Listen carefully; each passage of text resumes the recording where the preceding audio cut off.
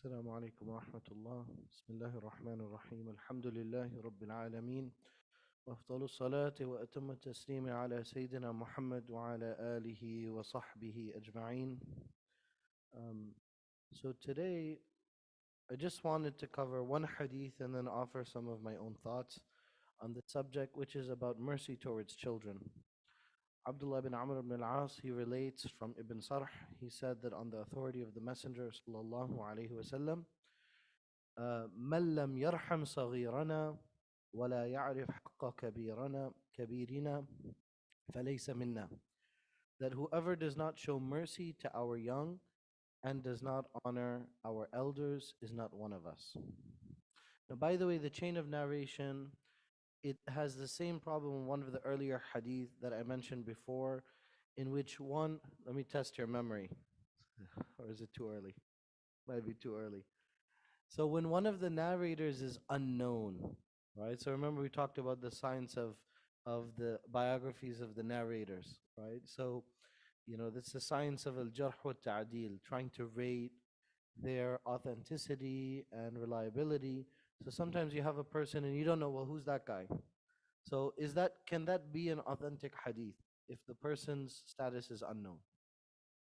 Can it ever be a sahih hadith? It's a connected chain, but it's a mystery man or mystery woman that's in the chain. What do you guys think? Can it be an authentic hadith? No, it can't, because there's a possibility that the person could be a liar, but we don't know that. If we know that the person is a liar, then it could be like a hadith which is makdhoob. In the worst case, it could be a hadith that is fabricated. That's the hadith which is mawdu'a. But if we don't know the status of that person, it can never be an authentic hadith. But is it a super weak hadith? It isn't, because the person is also not what? Person is unknown, that means they're not known for doing what? I mean, if you don't know, like if you meet someone and you haven't heard anything about them, they can't be super amazing because you didn't hear about them. But they also can't be what?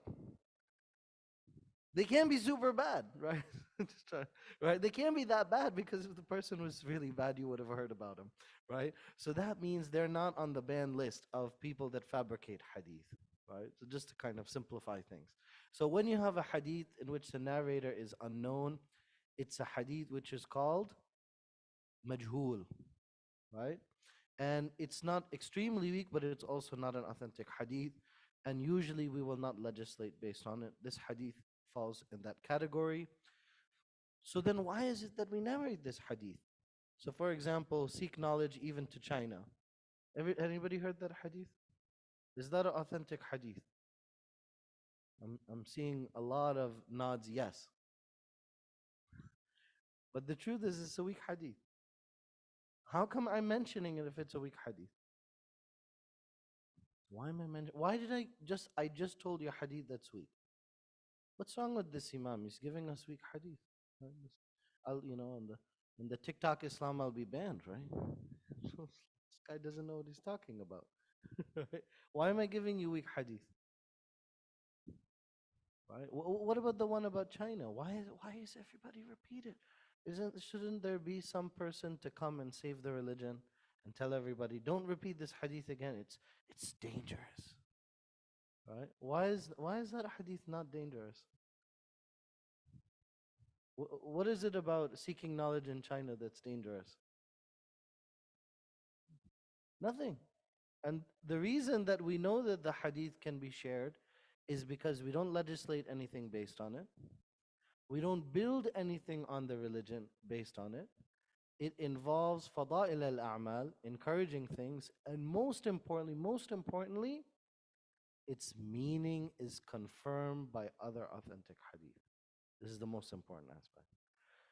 Because of that, the ulama, the scholars, have transmitted and repeated and allowed people to relate this hadith to the extent it has become mashhur. It has become famous. Why mashhur? Because it's a single chain, but then everybody knows it. So it's a widely disseminated hadith, and nobody said, no, no, no, you can't relate that hadith. So similarly, this is a very, very famous hadith Why am I relating it? Because its meaning is correct and it's confirmed by other hadith. So if we don't have this hadith, are we still going to believe that مَن لَمْ يَرْحَمْ صَغِيرَنَا وَيَعْرِفْ حَقَّ كَبِيرِنَا فَلَيْسَ مِنَّا? Whoever does not show mercy to our young and does not honor our elders is not one of us. What is this hadith about? Mercy to children and respect to elders. These are the two things. This is the lodestone. This is a very important foundation of our religion, that we have to show sensitivity and kindness to the young, and that we have to show respect and benefit from the superior wisdom and knowledge of those that are older. And then there are other things in the Sanad in which he says, when he narrates it, he said that he's narrating it from his father, right? So a grandfather, sorry. So the question is, if he's narrating from his grandfather and he's um, talking about the Messenger sallallahu alaihi wasallam, right? So then the hadith is, what's the problem with the Sanad? What's the problem with the chain? It means it's not connected. But it also is not going to be a very weak hadith, because if the Sahabi is not mentioned, this is the son of Amr ibn al-As, who's narrating the hadith. But what's the problem with the son of Amr ibn al-As? Could he have heard that from the Prophet ﷺ? What do you guys think? Well, first off, he doesn't say that he did, right? He said that he heard it from, his grandfather, which many of the scholars, they took that to mean he heard from the Prophet ﷺ, which that interpretation is sound. But then it still has a problem, because who are we skipping?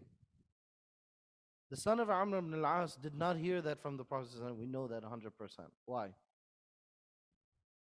Because they didn't meet each other. It's not a mystery, right?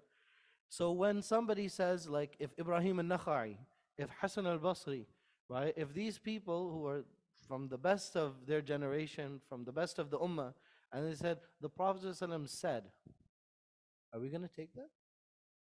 What did they mean when they said that? It's not like a secret information that they were born after the Prophet ﷺ. Everyone knows that. So when they said the Prophet ﷺ said, they were in a different time in which everybody understood that they didn't hear it directly from the Prophet ﷺ. What do they mean to say? They mean that they heard it from who? Who are the people that heard from the Prophet ﷺ?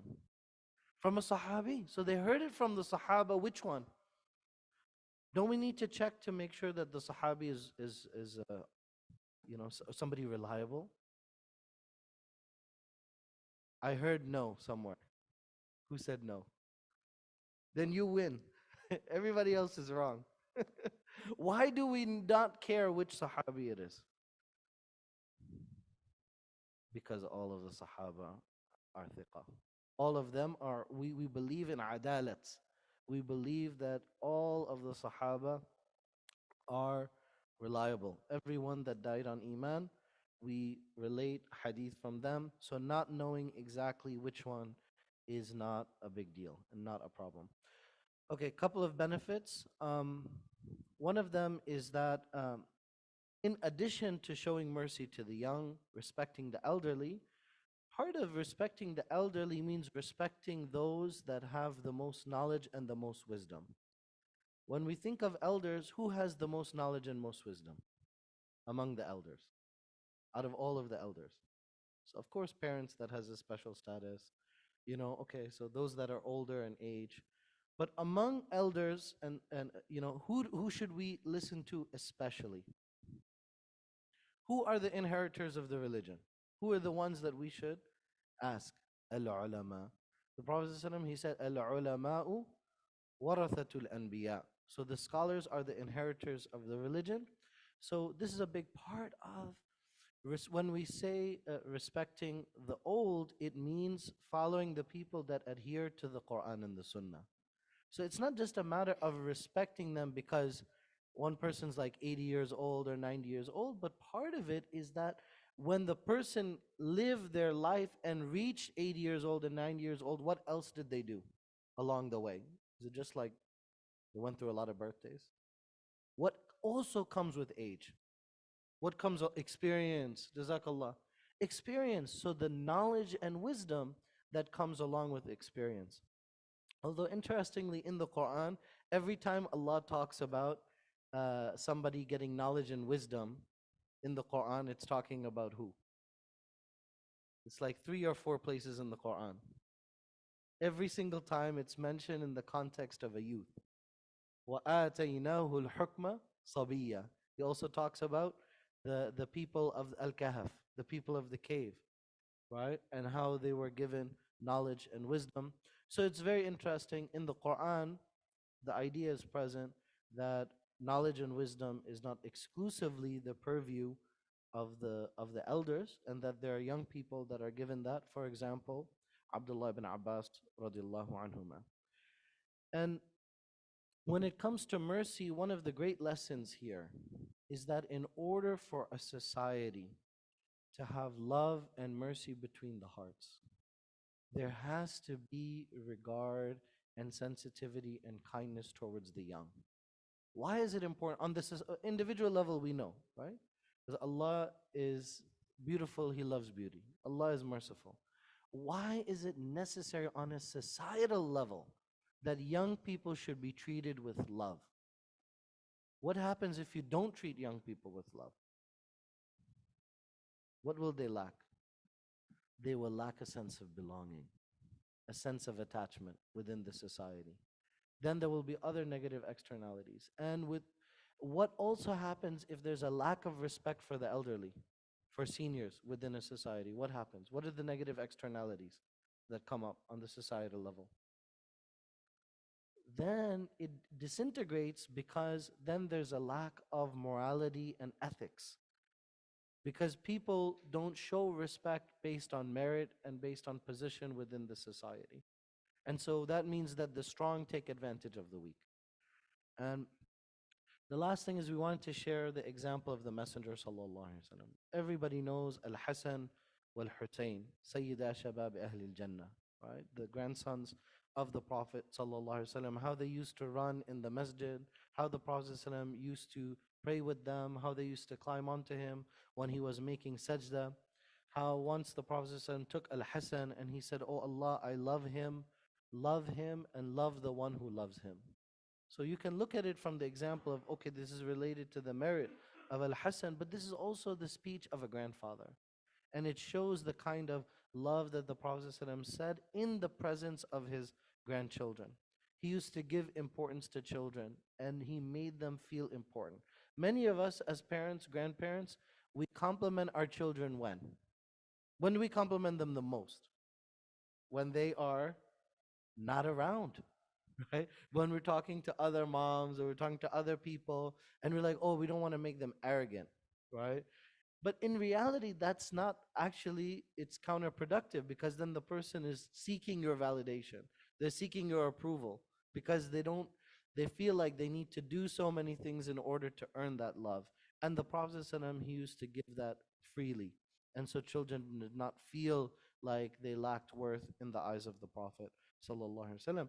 He also gave all of his grandchildren attention, not only the boys, not only the grandsons. And this is often missing in our discourse. Once the Prophet ﷺ was praying and he was holding Umama, right? So we know Al-Hasan wal Hussein, they are the daughters of who? I'm sorry, this you understood. They're the sons of Fatima, because I was thinking of Fatima, I'm sorry. The sons of Fatima radiallahu anha. But Umama is the daughter of Zainab, right? So Abu al-As is the husband. And so he was holding her on his shoulder. And when he went for ruku', he took Umama off of his shoulder and put her down. And then when he went from prostration, he again put her back on his shoulder. And this is the proof in the month of Ramadan. Sometimes we have parents and we tell them that your salah is valid, even though normally in the salah excessive movement will invalidate the salah. But because we have the example of the Prophet ﷺ, this borderline excessive movement will be excused, right? Because within the context of taking care of a child. right? So if you go to the stove and change the oven temperature and come back to your salah, are you still good? No, that's not going to work. But if your kid is running towards the stairs and you need to grab them, so, within reason, you can continue your salah, right? Because that's part of taking care of the child. Once somebody sent a gift, including a gold necklace, and Umama was playing. And the Prophet said, he said, I'm going to give this gift, this necklace, to the most beloved member of my family. And all of the wives of the Prophet, who did they assume that he was going to give it to? To Aisha, of course. Right? Remember when Amr ibn al-As asked the Prophet that who do you love the most? What did he say? He said, my wife. And then Amr was embarrassed. He's like, no, no, no, I don't want to know about you and your wives. I mean, min al-rijal, like tell me about among the men. And they assumed that, but he ended up giving it to Umama, and he took the necklace and he placed it on her neck. And this also shows the presentation of the gift, right? So some of us, Eid is coming up. What should we be doing in anticipation of Eid, right? That means we should wrap our gifts. That means that we should have a time in the day in which we exchange the gifts, because it gives the children the feeling of importance. And if there were a lot of children that were there, then the Prophet ﷺ, he would make them fall in a row, and he would sit out and he would stretch out his arms, sallallahu alaihi wasallam, and he would say, run up to me, and whoever touches me first will get a prize. So not only is he saying, oh kids, yeah, yeah, go in the basement and go play. Right? There's a PlayStation there. No. The Prophet ﷺ, he's participating in the games and the activities of the kids, and he's acting as a judge in their race. Once the Prophet ﷺ was passing a group of children, he saluted them and he put his blessed hand on their heads and he picked up the small ones in his arms, showing them affection. Anas ibn Malik, I've mentioned before that the Prophet ﷺ, he spent so much time with the kids that he would ask the younger brother of Anas that, oh, father of Umair, that what did An-Nughair do? Meaning he knew the names of their pet birds. And look at that. The Prophet ﷺ, with all of his responsibilities, all that he needs to do, the Prophet ﷺ would sit in their gatherings, he would let them sit among the grown ups, and he would encourage them. Once there was a man that had his child behind, and he told the father to put his son in front of him. Why did he do that? He did that so the Prophet ﷺ would allow the child to participate, not to speak in the gathering, because it's a majlis of grown ups, but to show them the adab of the majlis, the etiquettes, and to feel like he belongs in that gathering. So, this is a good reminder for us that in order for the society to really have that interaction and to have those ethics and morality, then we have to teach our children with love to respect the older and not to do it out of a sense of obligation or duty. And this is from the sunnah of the Messenger sallallahu alaihi wasallam. May Allah increase us in knowledge and bring us closer to the sunnah. Allahumma salli afdala salatin ala أسعد مخلوقاتك سيدنا محمد وعلى آله وصحبه وسلم عدد معلوماتك ومداد كلماتك كلما ذكرك الذاكرون وغفل عن ذكره الغافلون.